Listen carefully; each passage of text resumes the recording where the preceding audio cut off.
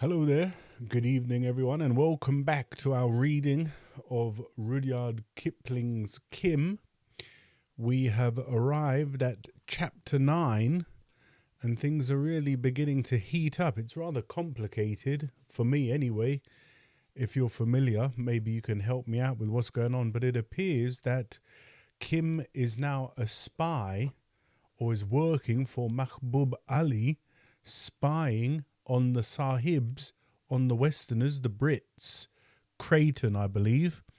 And he's currently on holiday from school, and he's saying, if I'm on holiday, I'm not going to go to another school. You know, I'm on holiday. I'm going to be at leisure, as he was a wandering mendicant, a chela, before he got sort of captured by the British military, the British Empire. And yeah, he's working as a spy, a lookout, an informant for Mahbub Ali. And yeah, there's a lot going on. And we'll see where we end up. And the end of chapter 8, actually, the phrase "the great game" is the first time it's been pronounced, I believe. Here begins the great game. And that's a big aspect of this book. Kim becomes involved in the great game, undertaking espionage for the British rulers. So maybe later on there'll be a twist and he's going to work for the British. It's very difficult, but I am enjoying it. It's rather complex and deep. And if you're enjoying it and looking forward to everything else we got coming up here at the Four Ideals, I've got a lot of content coming for you this week. Please like this video, subscribe to the channel, share the show if you've got any like-minded friends. You can sign up to the app if you want to listen to more amazing books like this. But for now, let us begin. Chapter 9. The chapter quote is, "Sadokes was son of Yelth the Wise, chief of the Raven clan. Its Woot the Bear had him in care to make him a medicine man. He was quick and quicker to learn, bold and bolder to dare. He danced the dread Cloo Quiley dance to tickles its Woots the Bear." And that is an Oregon legend.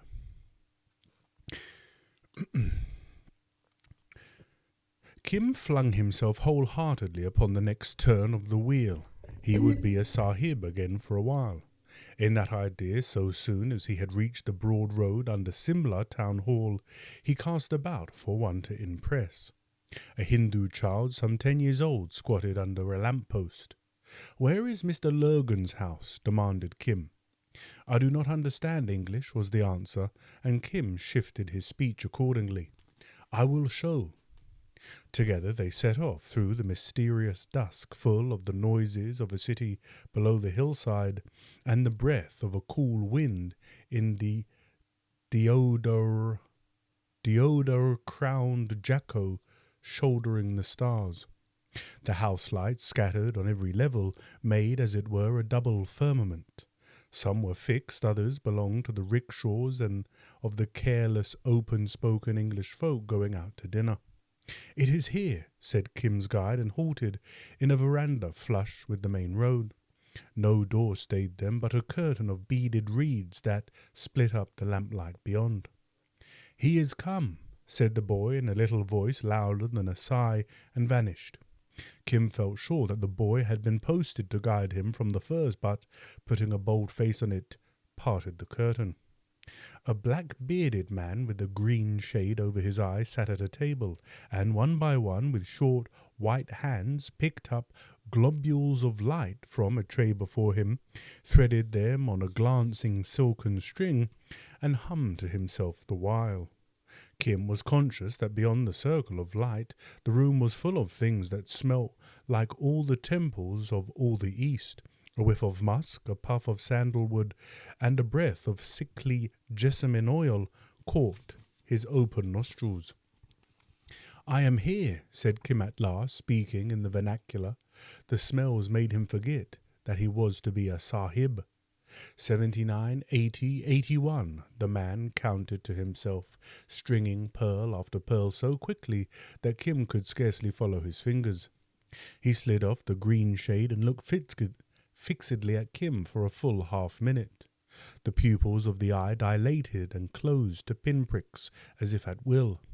There was a fakir by the Taksali gate who had just this gift and made money by it, especially when cursing silly women. Kim stared with interest. His disreputable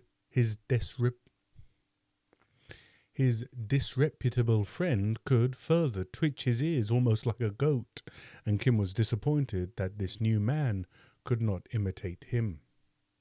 "Do not be afraid," said Lurgan Sahib suddenly. "Why should I fear? Thou wilt sleep here tonight and stay with me till it is time to go again to Naklau. It is an order." "It is an order?" Kim repeated. "But where shall I sleep?" "Here, in this room." Lurgan Sahib waved his hand towards the darkness behind him.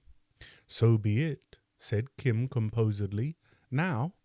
He nodded and held the lamp above his head. As the light swept them, there leaped out from the walls a collection of Tibetan devil dance masks, hanging above the fiend-embroidered draperies of those ghastly functions, horn-masked, scowling masks, and masks of idiotic terror. In a corner, a Japanese warrior, mailed and plumed, menaced him with a halberd, and a score of lances and khandas and katars gave back the unsteady gleam. But what interested Kim more than all these things, he had seen devil dance masks at the Lahore Museum, was a glimpse of the soft-eyed Hindu child who had left him in the doorway sitting cross-legged under the table of pearls with a little smile on his scarlet lips. "I think that Lurgan Sahib wishes to make me afraid, and I am sure that devil's brat below the table wishes to see me afraid. This place," he said aloud, "is like a wonder house. Where is my bed?" Lurgan Sahib pointed to a native quilt in a corner by the loathsome masks, picked up the lamp and left the room black. "Was that Lurgan Sahib?" Kim asked as he cuddled down. No answer. He could hear the Hindu boy breathing, however, and, guided by the sound, crawled across the floor and cuffed into the darkness, saying, "Give answer, devil. Is this the way to lie to a sahib?"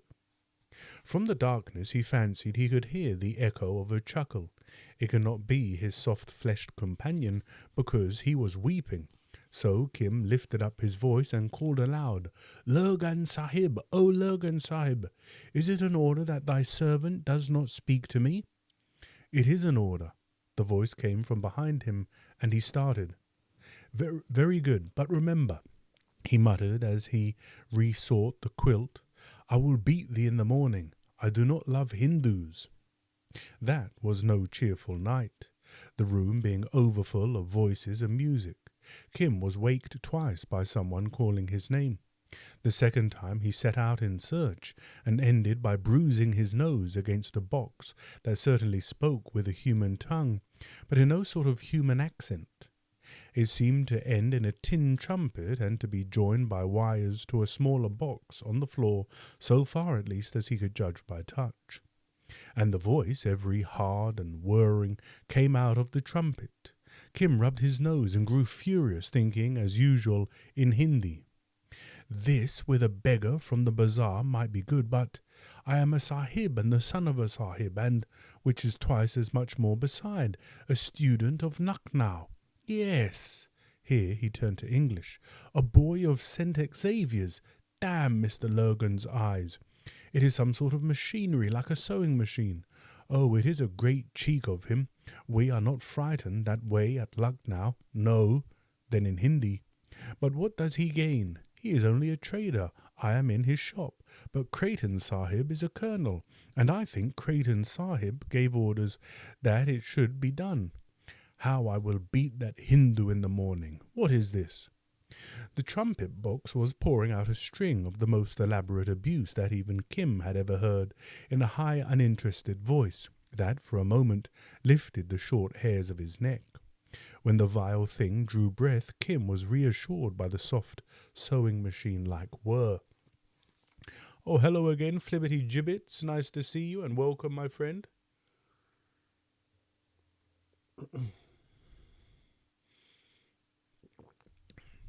Chop, be still, he cried, and again he heard a chuckle that decided him. Chop, or I break your head. The box took no heed. Kim wrenched at the tin trumpet and something lifted with a click. He had evidently raised the lid. If there were a devil inside, now was its time, for he sniffed. Thus did the sewing machine of the bazaar smell. He would clean that shaitan. He slipped off his jacket and plunged it into the box's mouth. Something long and round bent under the pressure. There was a whir and the voice stopped, as voices must if you ram a thrice-doubled coat onto the wax cylinder and into the works of an expensive phonograph. Kim finished his slumbers with a serene mind. In the morning he was aware of Lurgan Sahib looking down on him. "Ah," said Kim, firmly resolved to cling to his sahibdom. "There was a box in the night that gave me bad talk, so I stopped it. Was it your box?" The man held out his hand. "Shake hands, O'Hara," he said. "Yes, it was my box. I keep such things because my friends the Rajas like them. That one is broken, but it was cheap at the price. Yes, my friends the kings are very fond of toys, and so am I sometimes." Kim looked him over out of the corners of his eyes. He was a sahib in that he wore sahib's clothes. The accent of his Urdu, the intonation of his English showed that he was anything but a sahib. He seemed to understand what moved in Kim's mind ere the boy opened his mouth, and he took no pains to explain himself, as did Father Victor or the Lucknow masters. Sweetest of all, he treated Kim as an equal on the Asiatic side. "I am sorry you cannot beat my boy this morning. He says he will kill you with a knife or poison. He is jealous, so I have put him in the corner, and I shall not speak to him today. He has just tried to kill me. You must help me with the breakfast. He is almost too jealous to trust just now." Now a genuine imported sahib from England would have made a great to-do over this tale. Lurgan Sahib stated it as simply as Mahbub Ali was used to record his little affairs in the north. The back veranda of the shop was built out over the sheer hillside, and they looked down into their neighbours' chimney pots, as is the custom of Simla. But even more than the purely Persian meal cooked by Lurgan Sahib with his own hands, the shop fascinated Kim. The Lahore Museum was larger, but here were more wonders: ghost daggers and prayer wheels from Tibet, turquoise and raw amber necklaces, green jade bangles, curiously packed incense sticks in jars, crusted over with raw garnets, the devil masks of overnight, and a wall full of peacock blue draperies, gilt figures of Buddha, and little portable lacquered altars. Russian samovars with turquoises on the lid, eggshell china sets in quaint octagonal cane boxes, yellow ivory crucifixes from Japan of all places in the world, so Lurgan Sahib said, carpets in dusty bales, smelling atrociously, pushed back behind torn and rotten screens of geometrical work, Persian water jugs for the hands after meals, dull copper incense burners, neither Chinese nor Persian, with friezes of fantastic devils running round them, tarnished silver belts that knotted like raw hide, hairpins of jade, ivory, and plasma, arms of all sorts and kinds, and 1,000 other oddments were cased or piled or merely thrown into the room, leaving a clear space only round the rickety deal table where Lurgan Sahib worked. "Those things are nothing," said his host, following Kim's glance. "I buy them because they are pretty, and sometimes I sell if I like the buyer's look. My work is on the table, some of it." It blazed in the morning light, all red and blue and green flashes, picked out with the vicious blue-white spurt of a diamond here and there. Kim opened his eyes. "Oh, they are quite well, those stones. It will not hurt them to take the sun. Besides, they are cheap. But with 6 stones it is very different." He piled Kim's plate anew. There is no one but me can doctor a sick pearl and re-blue turquoises. I grant you opals, and any fool can cure an opal, but for a sick pearl there is only me. Suppose I were to die, then there would be no one. Oh no, you cannot do anything with jewels. It will be quite enough if you understand a little about the turquoise some day. He moved to the end of the veranda to refill the heavy, porous clay water jug from the filter. Do you want drink? Kim nodded. Lurgan Sahib, 15 feet off, laid on one hand on the jar. Next instant it stood at Kim's elbow, full to within half an inch of the brim, the white cloth only showing by a small wrinkle where it had slid into place. "Wah!" said Kim in most utter amazement. "That is magic." Lurgan Sahib's smile showed that the compliment had gone home. "Throw it back. It will break. I say throw it back." Kim pitched it at random. It fell short and crashed into 50 pieces while the water dripped through the rough veranda boarding. "I said it would break. All one. Look at it. Look at the largest piece." That lay with a sparkle of water in its curve as it were a star on the floor. Kim looked intently. Lurgan Sahib laid one hand gently on the nape of his neck, stroked it twice or thrice, and whispered, "Look, it shall come to life again, piece by piece. First the big piece shall join itself to two others on the right and the left. On the right and the left, look." To save his life, Kim could not have turned his head. The light touch held him as in a vice, and his blood tingled pleasantly through him. There was one large piece of the jar where he had been three, and above them the shadowy outline of the entire vessel. He could see the veranda through it, but it was thickening and darkening with each beat of his pulse. Yet the jar, how slowly the thoughts came. The jar had been smashed before his eyes. Another wave of prickling fire raced down his neck as Lurgan Sahib moved his hands. "Look, it is coming into shape," said Lurgan Sahib.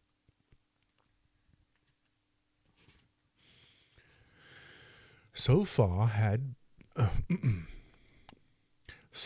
Kim had been thinking in Hindi, but a tremor came on him, and with an effort like that of a swimmer before sharks who hurls himself half out of the water, his mind leaped up from a darkness that was swallowing it and took refuge in the multiplication table in English. "Look, it is coming into shape," whispered Lurgan Sahib. The jar had been smashed. Yes, smashed. Not the native word, he would not think of that, but smashed into 50 pieces, and twice 3 was 6, and thrice 3 was 9, and 4 times 3 was 12. He clung desperately to the repetition. The shadow outline of the jar cleared like a mist after rubbing eyes.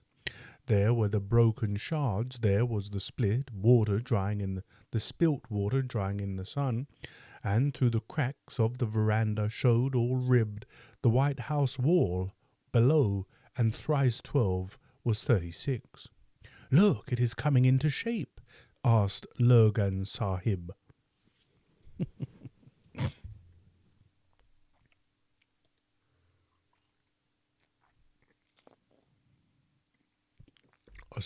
Question. "Look, is it coming into shape?"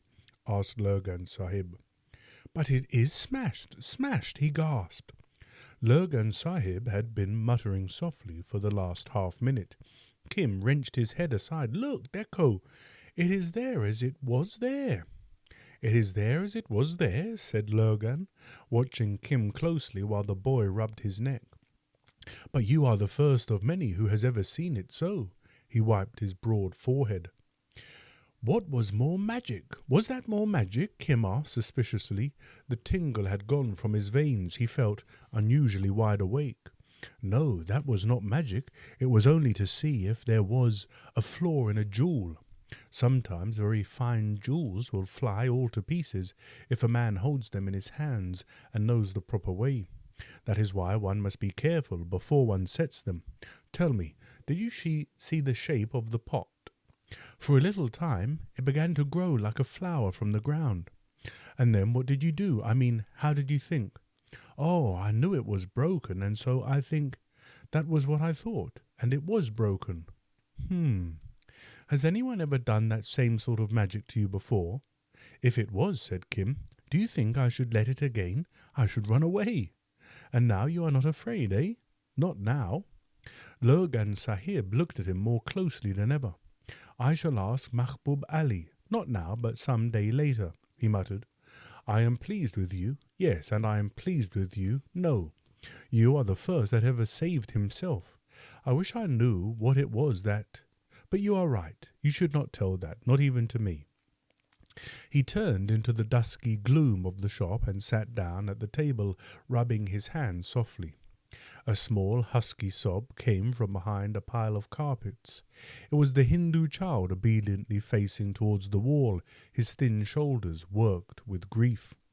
Ah, he is jealous, so jealous. I wonder if he will try to poison me again in my breakfast and make me cook it twice. Kubi nahin. Never, never, no, came the broken answer. And whether he will kill this other boy, Kubi nabin.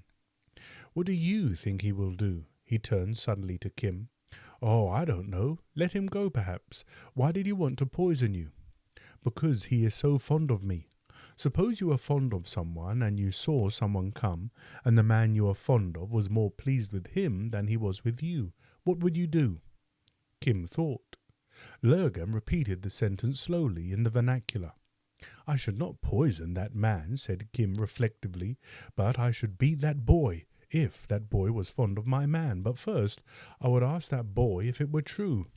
Ah, he thinks everyone must be fond of me. Then I think he is a fool. Hearest thou? Said Lurgan Sahib to the shaking shoulders. The Sahib's son thinks thou art a little fool. Come out, and next time thy heart is troubled, do not try white arsenic quite so openly. Surely the devil Dasim was lord of our tablecloth that day. It might have made me ill, child, and then a stranger would have guarded the jewels. Come. The child, heavy-eyed with much weeping, crept out from behind the bale and flung himself passionately at Lurgan Sahib's feet with an extravagance of remorse that impressed even Kim. I will look into the ink pools. I will faithfully guard the jewels. Oh, my father and my mother, send him away. He indicated Kim with a backward jerk of his bare heel. Not yet, in a little while he will go away again. But now he is at school, at a new madrasa, and thou shalt be his teacher. Play the play of the jewels against him. I will keep tally. The child dried his tears at once and dashed to the back of the shop, whence he returned with a copper tray. Give me, he said to Lurgan Sahib, let them come from thy hand, for he may say that I knew them before.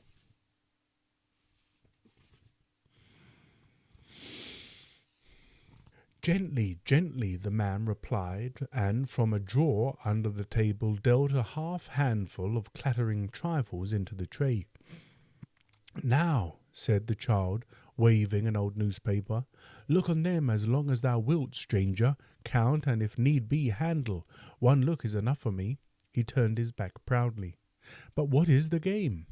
When thou hast counted and handled and art sure that thou canst remember them all, I cover them with this paper, and thou must tell over the tally to Lurgan Sahib.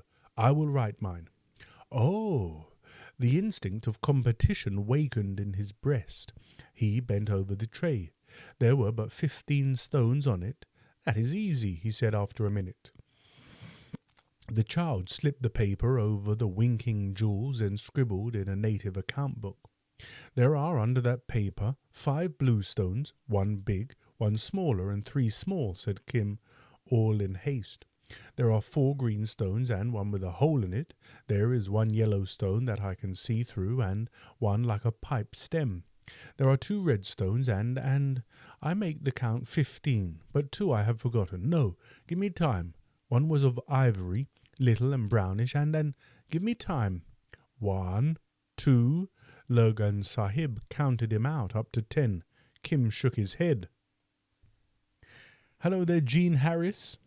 I'm very well indeed, thanks. How's yourself?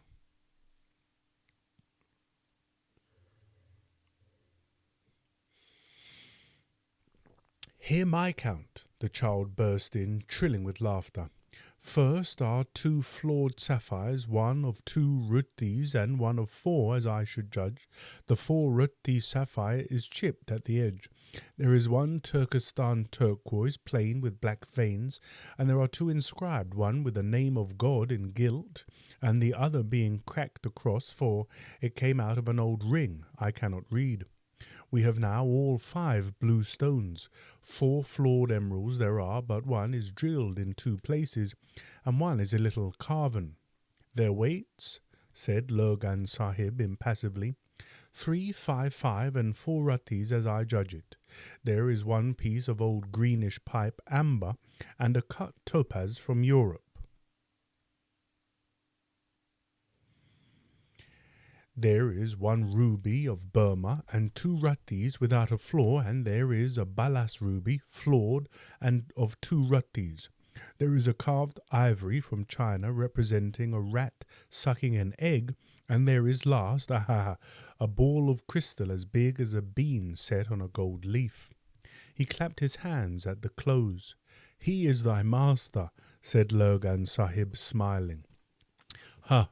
He knew the names of the stones, said Kim, flushing. Try again, with common things such as he and I both know. They heaped the tray again with odds and ends gathered from the shop, and even the kitchen, and every time the child won, till Kim marvelled. Behind my eyes, let me feel once with my fingers, and even then I will leave thee open-eyed behind, he challenged. Kim stamped with vexation when the lad made his boast good. If it were men or horses, he said, I could do better. This playing with tweezers and knives and scissors is too little. Learn first, teach later, said Lurgan Sahib. Is he thy master? Truly, but how is it done? By doing it many times over, till it is done perfectly, for it is worth doing. The Hindu boy in highest feather actually patted Kim on the back. Do not despair, he said. I myself will teach thee. And I will see that thou art well taught, said Lurgan Sahib, still speaking in the vernacular. For except my boy here, it was foolish of him to buy so much white arsenic when, if he had asked, I could have given it. Except my boy here, I have not in a long time met with one better worth teaching, and there are 10 days more ere thou canst return to Lucknow, where they teach nothing, at the long price. We shall, I think, be friends. There were a most mad 10 days, but Kim enjoyed himself too much to reflect on their craziness. In the morning they played the jewel game, sometimes with veritable stones, sometimes with piles of swords and daggers, sometimes with photographs of natives. Through the afternoons he and the Hindu boy would mount guard in the shop, sitting dumb behind a carpet bale or a screen, and watching Mr. Lurgan's many and very curious visitors. There were small Rajas, escorts coughing in the veranda, who came to buy curiosities, such as phonographs and mechanical toys. There were ladies in search of necklaces, and men, it seemed to Kim, but his mind may have been vitiated by early training, in search of the ladies. Natives from independent and feudatory courts, whose ostensible business was the repair of broken necklaces. Rivers of light poured out upon the table, but whose true end seemed to be to raise money for angry Maharanis or young Rajas. There were Babus, to whom Lurgan Sahib talked with austerity and authority, but at the end of each interview he gave them money in coined silver and currency notes. There were occasional gatherings of long-coated theatrical natives who discussed metaphysics in English and Bengali, to Mr. Lurgan's great edification. He was always interested in religions. At the end of the day, Kim and the Hindu boy, whose name varied at Lurgan's pleasure, were expected to give a detailed account of all that they had seen and heard. Their view of each man's character as shown in his face, talk, and manner, and their notions of his real errand. After dinner, Lurgan Sahib's fancy turned more to what might be called dressing up, in which game he took a most informing interest. He could paint faces to a marvel, with a brush dab here and a line there, changing them past recognition. The shop was full of all manner of dresses and turbans, and Kim was apparelled variously as a young Mohammedan of good family, an oilman, and once, which was a joyous evening, as the son of an Ud labourer in the fullest of full dressed. Lurgan Sahib had a hawk's eye to detect the least flaw in the maker, and lying on a worn teak wood couch would explain by the half hour together how such and such a caste talked or walked or coughed or spat or sneezed, and since hows matter little in this world, the why of everything. The Hindu child played this game clumsily. That little mind, keen as an icicle where tally of jewels was concerned, could not temper itself to enter another's soul, but a demon in Kim woke up and sang with joy as he put on the changing dresses and changed speech and gesture therewith. Carried away by enthusiasm, he volunteered to show Lurgan Sahib one evening how the disciples of a certain caste of fakir, old Lahore acquaintances, begged doles by the roadside, and what sort of language he would use to an Englishman, to a Punjabi farmer going to a fair, and to a woman without a veil. Lurgan Sahib laughed immensely, and begged Kim to stay as he was, immobile for half an hour, cross-legged, ash-smeared and wild-eyed in the back room. At the end of that time entered a hulking, obese babu whose stockinged legs shook with fat, and Kim opened on him with a shower of wayside chaff. Lurgan Sahib, this annoyed Kim, watched the babu and not the play. "I think," said the babu heavily, lighting a cigarette, "I am of opinion that it is most extraordinary and efficient performance, except that you had told me I should have opined that you were pulling my legs. How soon can he become approximately efficient chainman, because then I shall indent for him.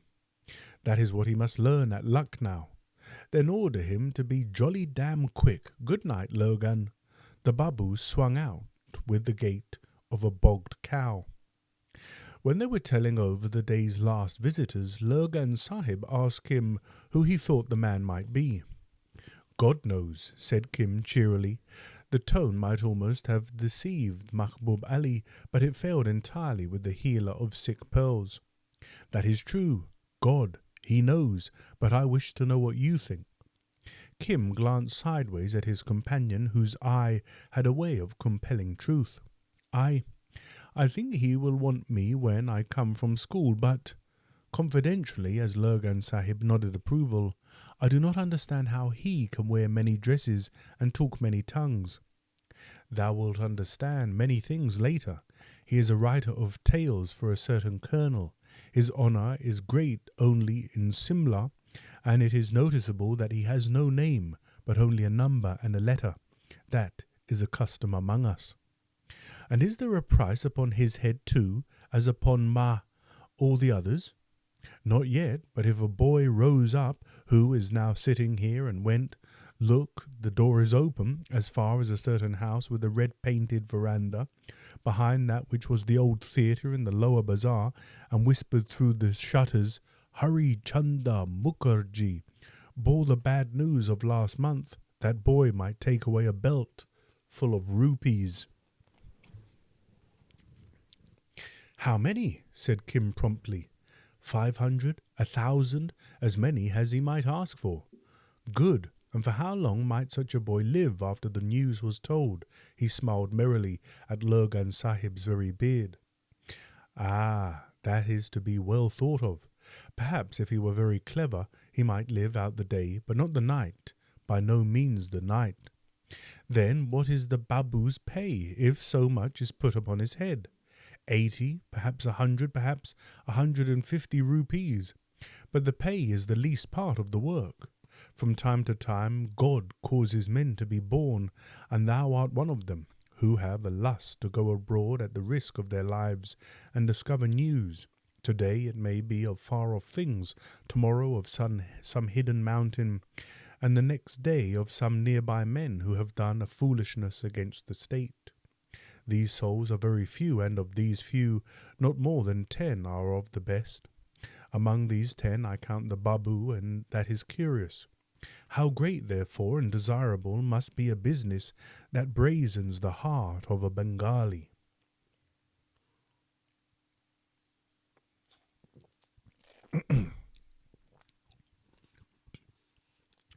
True, but the days go slowly for me. I am yet a boy, and it is only within 2 months I learned to write engrossing. Even now I cannot read it well, and there are yet years and years and long years before I can be even a chain man. Have patience, friend of all the world. Kim started at the title. Would I had a few of the years that so irk thee. I have proved thee in several small ways. This will not be forgotten when I make my report to the Colonel Sahib. Then, changing suddenly into English with a deep laugh, By Jove, O'Hara, I think there is a great deal in you, but you must not become proud, and you must not talk. You must go back to Lucknow and be a good little boy, and mind your book, as the English say, and perhaps next holidays, if you care, you can come back to me. Kim's face fell. Oh, I mean if you like. I know where you want to go. 4 days later a seat was booked for Kim and his small trunk at the rear of a Calcuttonga. His companion was the whale-like Babu, who, with a fringed shawl wrapped round his head and his fat, open-worked stocking left leg tucked under him, shivered and grunted in the morning chill. How comes it is that this man is one of us, thought Kim, considering the jelly back as they jolted down the road, and the reflection threw him into most pleasant daydreams. Lurgan Sahib had given him 5 rupees, a splendid sum, as well as the assurance of his protection if he worked. Unlike Mahbub, Lurgan Sahib had spoken most explicitly of the reward that would follow obedience, and Kim was content. If only, like the Babu, he could enjoy the dignity of a letter and a number and a price upon his head, some day he would be all that and more. Some day he might be almost as great as Mahbub Ali. The housetops of his search should be half India. He would follow kings and ministers, and, as in the old days, he had followed vakirs and lawyers' touts across Lahore city for Mahbub Ali's sake. Meantime, there was the present and not at all unpleasant fact of St. Xavier's immediately before him. There would be new boys to condescend to, and there would be tales of holiday adventures to hear. Young Martin, son of the tea planter at Manipur, had boasted that he would go to war with a rifle against the headhunters. That might be, but it was certain young Martin had not been blown half across the forecourt of a Patiala palace by an explosion of fireworks, nor had he, Kim, fell to telling himself the story of his own adventures through the last 3 months. He could paralyze St. Xavier's, even the biggest boys who shaved with the recital were that permitted. But it was, of course, out of the question. There would be a price upon his head in good time, as Lurgan Sahib had assured him, and if he talked foolishly now, not only would that price never be set, but Colonel Creighton would cast him off, and he would be left to the wrath of Lurgan Sahib and Mahbub Ali for the short space of life that would remain to him.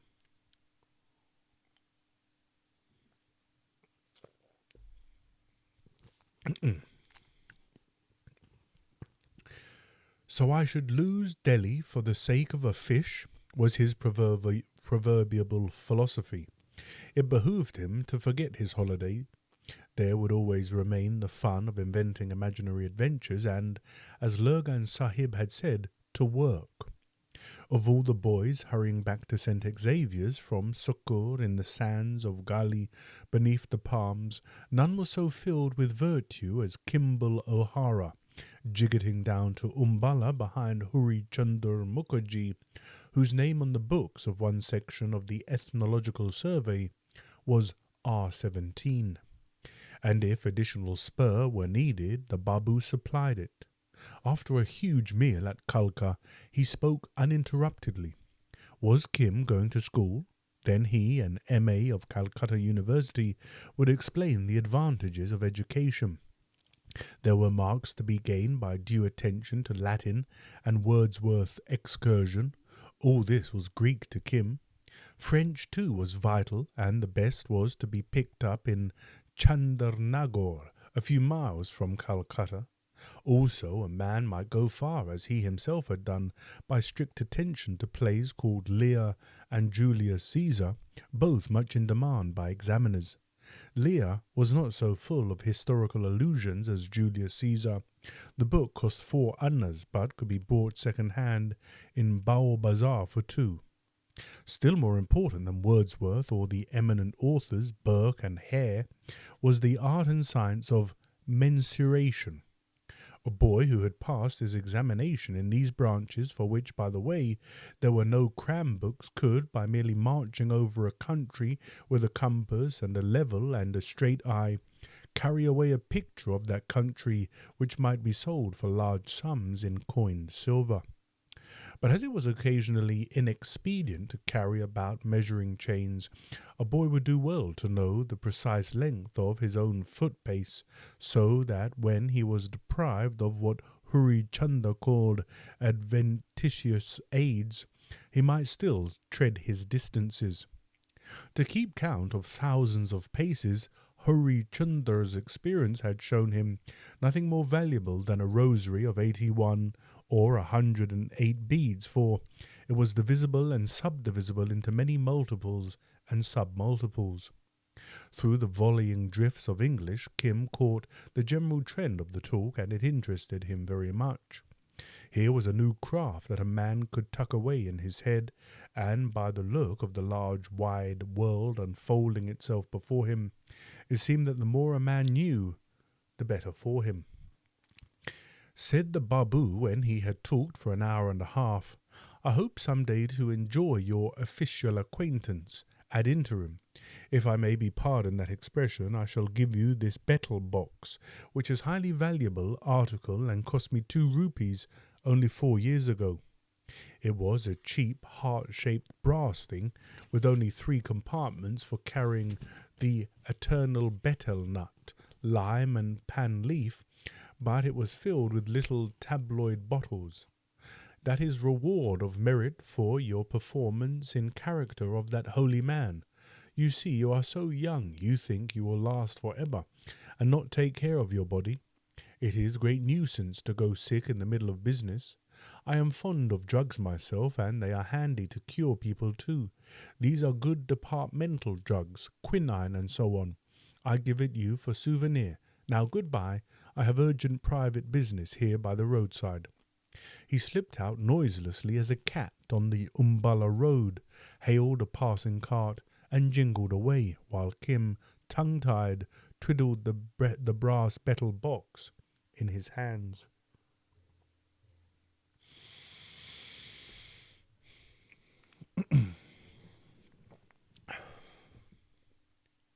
The record of a boy's education interests few save his parents, and, as you know, Kim was an orphan. It is written in the books of St. Xavier's in Partibus that a report of Kim's progress was forwarded at the end of each term to Colonel Creighton and to Father Victor, from whose hands duly came the money for his schooling. It is further recorded in the same books that he showed a great aptitude for mathematical study as well as map-making, and carried away a prize, the Life of Lord Lawrence Treecalf, 2 volumes, 9 rupees 8 annas, for proficiency therein, and the same term played in St. Xavier's 11 against the Aligarh Mohammedan College, his age being 14 years and 10 months. He was also revaccinated, from which we may assume that there had been another epidemic of smallpox at Lucknow about the same time. Pencil notes on the edge of an old muster roll record that he was punished several times for conversing with improper persons, and it seems that he was once sentenced to heavy pains for absenting himself for a day in the company of a street beggar. That was when he got over the gate and pleaded with the lama for a whole day down the banks of the Gumti to accompany him on the road next holidays for 1 month, for a little week, and the lama set his face as a flint against it. averring that the time had not yet come. Kim's business, said the old man as they ate cakes together, was to get all of the wisdom of the sahibs, and then he would see. The hand of friendship must in some way have averted the whip of calamity, for 6 weeks later Kim seems to have passed an examination in elementary surveying with great credit, his age being 15 years and 8 months. From this date, the record is silent. His name does not appear in the year's batch of those who entered for the subordinate survey of India, but against it stand the words removed on appointment. Several times in those 3 years, cast up at the temple of the Tirthankars in Benares, the lama, a little thinner and a shade yellower, if that were possible, but gentle and untainted as ever. Sometimes it was from the south that he came, from the south of Tuticorin, whence the wonderful fire boats go to Ceylon, where the priests who know Pali. Sometimes it was from the wet green west and the 1,000 cotton factory chimneys that ring Bombay, and once from the north, where he had doubled back 800 miles to talk for a day with the keeper of the images in the Wonder House. He would stride to his cell in the cool, cut marble. The priests of the temple were good to the old man, wash off the dust to travel, make prayer, and depart for Lucknow, well accustomed now to the way of the rail in a third-class carriage.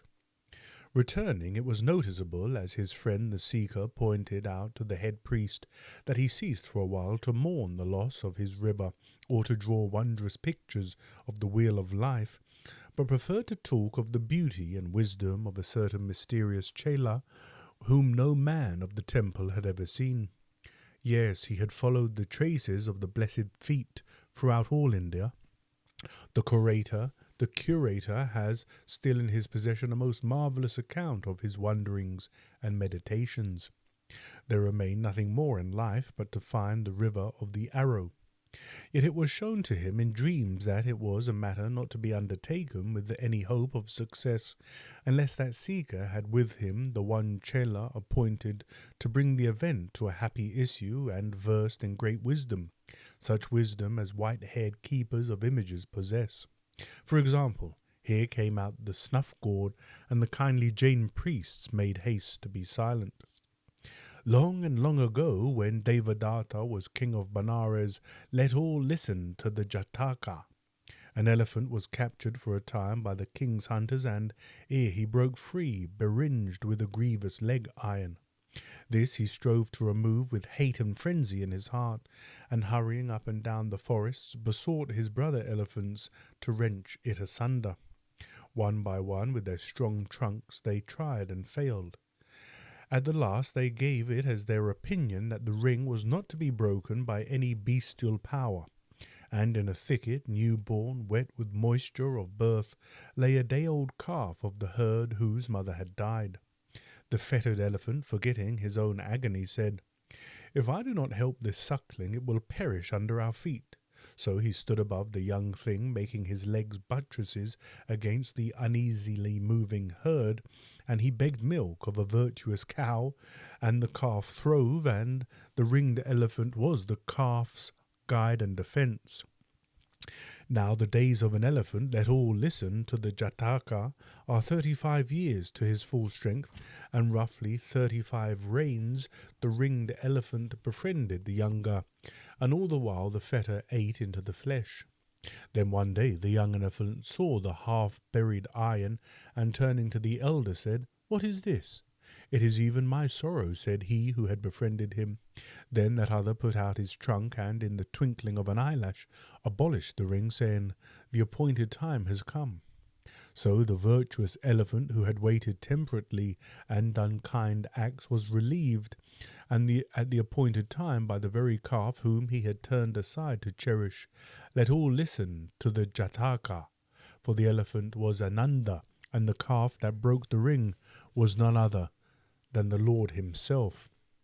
Then he would shake his head benignly, and over the ever-clicking rosary point out how free that elephant calf was from the sin of pride. He was as humble as a chela who, seeing his master sitting in the dust outside the gates of learning, overleapt the gates, though they were locked, and took his master to his heart in the presence of the proud stomach city. Rich would be the reward of such a master and such a chela when the time came for them to seek freedom together. So did the lama speak, coming and going across India as softly as a bat. A sharp-tongued old woman in a house among the fruit trees behind Saharanpur honoured him as the woman honoured the prophet, but his chamber was by no means upon the wall.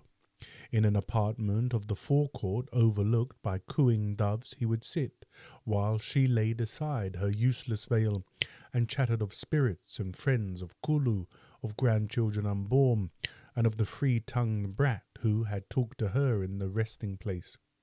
Once, too, he strayed alone from the Grand Trunk Road below Umballa to the very village whose priest had tried to drug him, but the kind heaven that guards lamas sent him at twilight through the crops, absorbed and unsuspicious, to the Risaldar's door.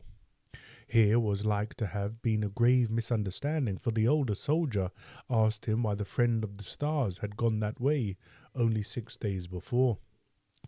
"That may not be," said the lama. "He has gone back to his own people." "He sat in that corner telling 100 merry tales 5 nights ago," his host insisted.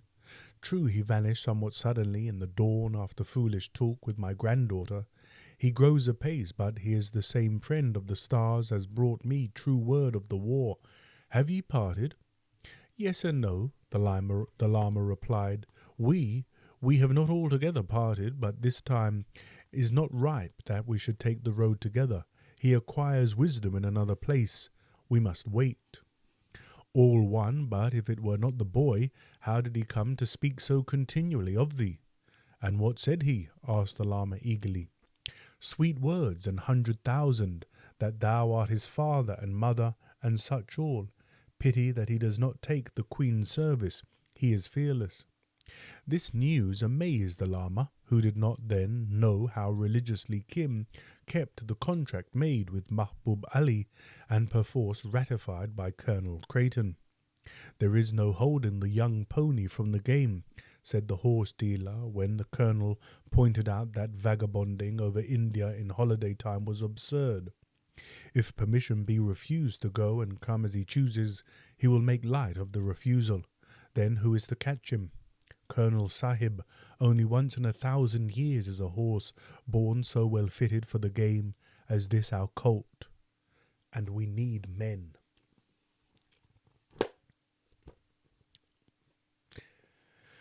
So it's all rather cryptic at the minute for me anyway. Again, as I said, maybe you understand it more than I do if you're familiar, if you've read it before. No spoilers, but yeah, I'm a little bit confused if I'm honest. But I'm sure, as with all books, as we continue and, the final chapters, the ending, everything will become clear. And I think we'll be back next week now, maybe Sunday or Monday, to read another few pages. I was going to say few chapters, but we're just plodding along one chapter at a time. And like I say, I've got several videos to upload for you to enjoy in the week, so look out for that. But for now, I'll say thanks everyone who joined and watched and listened, and if you're watching on catch up, thank you also. But have a great week, look after yourselves, and I will see you next weekend for whatever we might happen to be reading. Take care, and I'll see you soon. That's great news, flippity gibbets, and it's probably for the best, my friend. So take care, guys, and I'll see you soon.